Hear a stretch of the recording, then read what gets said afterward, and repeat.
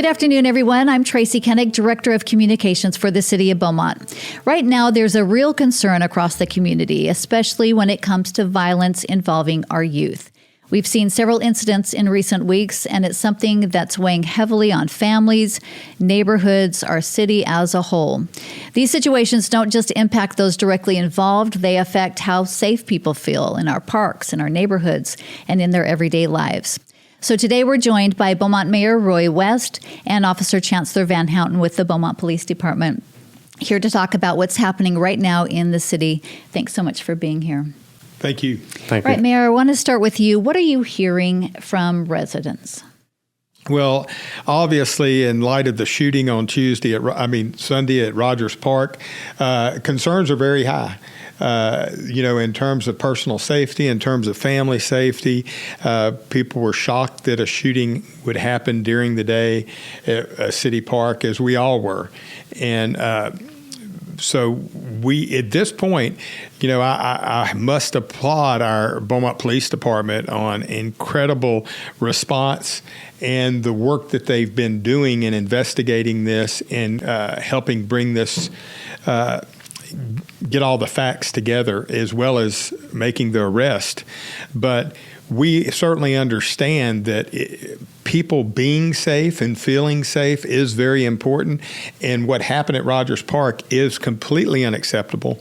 And it is not something that we can tolerate as a community or as a city. Now, ironically, you were at a vigil for anti-gun violence at the moment that you heard that the shooting happened. What was going through your mind then? Being at the prayer vigil was a privilege, and certainly being with family members that have lost loved ones to gun violence and hearing their stories broke my heart. But I knew I was where I needed to be, because prayer is a very important part of my faith, and I know for many in this community. However, in hearing of the shooting, it's clear we do need to pray. We need to be in prayer, but we also must act. And prayer is not going to be sufficient, and we can act. And certainly as our police responded, but we need to make sure that we can institute new processes to keep our parks safe, to keep our public safe, and to prevent this from occurring again. What went through your mind when you heard that and you were at the prayer vigil? Well, I'm sure much like many other people, I didn't have many details. But I left, and I didn't call the police department, because I knew they were busy investigating a crime that was, as far as I knew, and was an active scene at that time. So I drove over to the scene, again, not to get in the way of the investigation. I don't do police work, but I saw much of the community around, and I was able to talk to other community members, some of which that had been present at the time. And, clearly everybody was in shock and horrified that it occurred. And many people had come out near the park, because at that point the shooting had obviously stopped and the police were there investigating. Now, I know you've gotten a lot of calls, and we're going to get to Officer Van Houten more on the details of what happened in that shooting in a moment. But I know you've gotten a lot of calls from concerned residents, some very, very frustrated. What do you want to tell those residents? Well, we hear the frustrations, and I know some people would like to have seen specific action at this point, and there's been many specific actions, but a lot of them behind the scenes. But we are moving towards that more public actions. But it is upon visiting, certainly letting the police get their work done, but also working with other city departments to make sure that we're having the most effective response. And but we understand. I know personally, having children and grandchildren that live in this area, this is something that's frightening and it's unacceptable. And we have to find ways to keep our community safe and certainly keep our park safe. So with using our law enforcement and using our technology, but we also continue to learn from this that this really isn't a police problem. Our police responded effectively and quickly when the shooting occurred. It's a community problem. And there has been a breakdown in our community that as a community, we need to show up for. And that's one reason we've begun the Mayor's Coalition on Violence. It's going to be meeting on April 14th, which we'll be sharing more about. Right. Okay. Officer Van Houten, why don't you walk us through a little bit about what you know about what happened on Sunday? So Sunday, it was a family fun day in the park. About 6:14 p.m., our dispatch received calls for shots being fired at Rogers Park. Our officers responded within 3 minutes of that call and were on scene, several officers. So very quick response, proud of the men and women that work for us and work with us. And when they got on scene, it was a chaotic scene. There's people everywhere. But we were able to control the scene, and as the mayor said, there was no more shots being fired, there was no more violence. And so it was just a very unfortunate scene. Now, I know that there was some concern early on, people wondering if this was just a random act, and we do want to let people know that we don't believe at this point that it was, correct? No, absolutely not. I do not believe that this is a random act of violence at all. Detectives believe that this incident was between individuals that do know each other, and so that should be that's good news for us. From most of the incidents, what can you tell us at the incidents of violence? Are they typically with those that know one another in that type of a case? Yes, most of the time unfortunately it's illegal activity. Drugs are typically involved. It's not random. The suspects and victims know each other. Yeah, That's so we don't have to common. be concerned that people are just, becoming victims of violence without knowing. I love the city. I live in the city. I'm not scared to go out in the city because I do know that it's not random acts of violence. So if you're not dealing with things that you shouldn't be? If you're not doing things you shouldn't be doing, if you're not breaking the law, then you're probably not going to have any issues. Now, as the mayor mentioned, and as you mentioned, this case did move very quickly.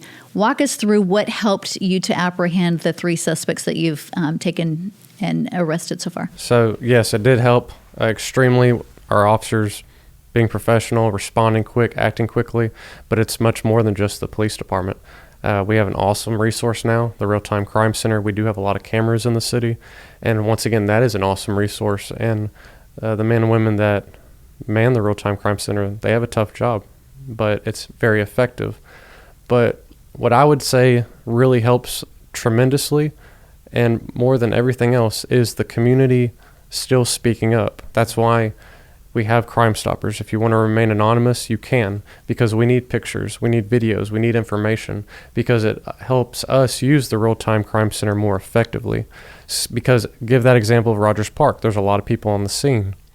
Well, if we can narrow down exactly who we're looking for in those cameras with hundreds of people in them, it makes it a lot easier. And we were able to take 2 people into custody in less than 8 hours that were involved in the shooting because community reached out to us anonymously, gave us tips, provided us with pictures, videos. That goes a long way. And then I think less than 18 hours since the incident, we were able to get a 3rd suspect in custody. That's because the community did their part. We need the community telling us all the tips that we need, because at the end of the day, there's somebody here in Beaumont that knows who was involved. We do believe that there were other people involved, and there will be people listening to this, watching this, and they know who's involved. And so we need the community to help us get the violent offenders off the street. So please contact Crime Stoppers, contact the Beaumont Police Department. Give us that information, because with that information, we will get the violent offenders off the street. But if people don't speak up, it's much harder. Do you have a message for those who do violent acts in the city of Beaumont? Absolutely. If you continue to do violent acts, you are going to face the consequences. There's consequences for our actions. And I'm not sure if all the young people truly realize that when they make these small or it's big decisions, but in a short amount of time, it's going to alter their entire future. So if they want to go to prison for felonies, and it'd be hard to get a good job and have a career and an enjoyable life, then commit the crimes, but we will stop you. And with the amount of license plate readers, cameras we have across the city in our parks and other places, as well as witness accounts, and everybody having a cell phone now, how likely is it that somebody will get away with a crime like this? It's very unlikely. This is not the time to be a criminal. We have too much technology, and people are giving us more information. That helps. You were telling me earlier you have a message for parents of some of these youth as well. The police we're doing everything we can, and it is a hard job. That's what we signed up to do. But it is a community matter as well. And so I would ask that parents, please go through your children's phones, check the pictures, the videos, social media apps, because there may be video footage from Rogers Park. There might be other activity and involvement in other crimes and things going on that the parents may not really realize. If we can, it'd be good that parents are just monitoring children better. If you have firearms, make sure they're secure. Don't trust that they're just safe, unsecured, because that's where some of the guns are coming from. Other gun owners, make sure we're not leaving them in cars. Do not leave them in the center consoles, the glove boxes. Bring them in home and secure them. And that's the main message I have for parents. And I think for community members as a whole, just being aware, right, of their surroundings. If you see something happening with a large group of youth gathering or something on social media that may indicate that some violence is about to happen, that's a good way to maybe help stop some of these crimes. If you hear loud arguing, if you see people running towards something, running away from something, we just need the community to call and let us know about it so we can get there before it gets out of hand. All right. Mayor, I know quickly after this happened, you met with the city manager, with our legal team and parks, as well as the police, to kind of come up with what are we going to do next. It was an urgent meeting. Why was that coordination so important? Well, clearly action needs to be taken. And when we're looking on behalf of the city, we want to make sure that we have all the information available. And obviously, emotions are running high within the city, which are certainly understandable. And, law enforcement, police become the first thought. But, as in that situation, and certainly we see across the country, things can happen when the police are present too. It is through the community that we're going to continue to be able to make inroads, because we need to engage with these youth more. We need to give them more hope. We need to give them more direction. And we need to let them know what a valuable life they have, and that there is a future. And now you can't do that in the same time that you're responding to a crime. I mean, there's various layers here, but our park systems are very important to us. It's where families gather. It's where people and friends come together. So we had our parks department on the line too, because we want to find out, what is it that we need to be doing to make our parks as safe as possible, but also what do we not want to do in terms of an overreaction that would that might create more problems for us. Sure, and taking down the basketball goals, as some suggested, as our parks director was saying, there's a lot of kids doing the right thing who enjoy being able to go to the park and play basketball. So we have to be able to find ways that they can still continue to do this, right? I think certainly, I know that's been said, and I hadn't heard directly from the police department, but we don't even know that the basketball courts even had anything to do with it. And I realize some people say, well, it didn't even have to do with that shooting, is that, youth are gathering. But, when it comes to seatbelts and cars and airbags, you don't just have to do away with cars. What can we do to make environments more safe and to avoid things from occurring, and yet still let people have access to things that are enjoyed and are important for our community. Right. And as you were mentioning to me earlier, we can patrol just our parks, but then these incidents are going to move to a gas station or to a movie theater or elsewhere, right? That's just the reality of it. So we're going to be answering our calls. In between calls, we will be patrolling areas that have more people around. But if we just staffed, for example, just the parks, then crime would stop at the parks, but then it's going to happen at the movie theater. So then we staff the parks and the movie theaters. They're going to happen at the gas stations. So that particular scenario is not the answer. But we're doing everything that we can, and we are going to be even more present than we're already being. The men and women are working constantly out there. I'm very proud of all of them. Yeah, no, they're doing a stellar job at the police department for sure. Want to talk, Mayor, what can people expect in the coming weeks? I know, as you mentioned, your mayor's coalition against violence coming up April 14th. Talk about who's involved in that, and how are you hoping with that group to get to the root of the problem? Well, first of all, everybody can be involved in it. It's a public meeting that's going to be happening on April 14th. So we invite the public. We do have certain organizations on the steering committee, because what we want to be able to do with that is be able to allow volunteers and others to begin doing something of substance. Oftentimes when you have coalitions, it's like, what have you gotten accomplished? And to be able to use metrics and to be able to measure that. We have a lot of churches and other 501c3 organizations that want to help, and we want to provide them an avenue where they can effectively help. But in doing that, when anybody's working with our youth, they need to be vetted. So you need to have a process that allows for that vetting. And you also need to have a process for any training that needs to happen or education that these volunteers may need in order to be able to do some of the things that we are looking at doing, and then being able to place them in a timely manner and being able to work with their schedule. So there's going to be multiple components to this, and I see the coalition on violence continuing to go in different directions. But at first, we're going to be pretty focused with just a couple of organizations that have had success, that have had impact in helping youth, but lack resources, and many times those resources are volunteers. So trying to identify more volunteers. There are several wonderful organizations that make a significant impact in our juvenile justice system and with our juveniles in terms of providing additional direction. But we don't have enough.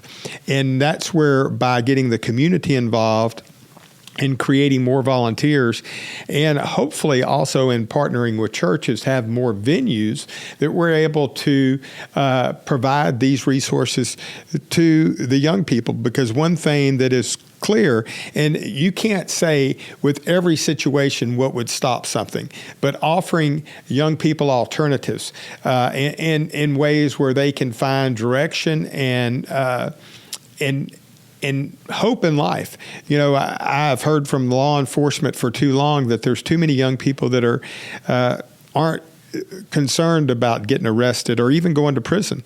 And when people get to that point, we've missed our mark, and we need to make sure that we're raising people that don't want to go to jail and don't want to go to prison, and see that they can have a future. So it's a multi-layered approach, but then also we get down to the actual parks and the actual safety there, and what things can we do to make those parks more safe this weekend, next weekend, and days to come. And those are being examined, and those are going to be being rolled out here in the next week ahead as well. So I know a lot of people have talked about how it comes back to the family, and as you mentioned, some of these kids not having hope in their future. So are you thinking counseling or mentorships or even parenting classes? Is that something that we could do? Well, actually, all of that. And mental health resources are a part of this. BISD is a part of this, our juvenile justice system, the BISD police, the sheriff's department, our police department, because we want all of their knowledges, but we also have to come together and remember that all our kids are not criminals. And they do need hope, and some lack that, and some don't have much to do after school, or may not even be held accountable to get to school. So we need to have, and some people can say, well, that's not our responsibility. Well, when families fail, it becomes a community's responsibility because we're dealing with it. So we don't want to ignore the ongoing issues that are present and prevalent right now. But we may not be able to solve them all, but we can make an impact. And Officer Van Houten, I know that you've been in the schools. this isn't something that just happens magically when they're 19. As we were mentioning in some of our earlier discussions with those who are working on the steering committee for the Mayor's Coalition, it starts even in the elementary school where you start to see some of these patterns. Talk a little bit about that. Yes, we do have a lot of mentors in the city, so that's something that I think is great about Beaumont. I'm in a lot of the schools, and I try to mentor as many as I can. But it starts young. The kids need hope. I think we need to do better as leaders and as parents and guardians, and we need to teach conflict resolution. I think that would be huge. The kids need to know that growing up, you're not going to get along with everybody. Unfortunately, not everybody's going to respect you.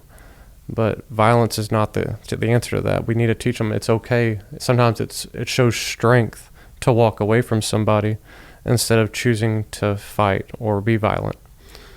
So conflict resolution, I think, would be a huge one. And like you said, kids need hope. We need our community to pray. It takes everybody. The kids need consistent attention. Let them know they're heard, that they're loved, that they matter. So it takes a lot. It doesn't just happen overnight. And the parenting component is important. And the good thing is, all of these items exist in Beaumont, and many of them have had success. They just they hadn't had the sufficient volunteer support to be able to reach broader audiences, and that is our desire with this. Yeah, absolutely. Of course, it is a community partnership is the key, I think, is the key to take away here. Thank you both for joining us. Important conversation for everybody.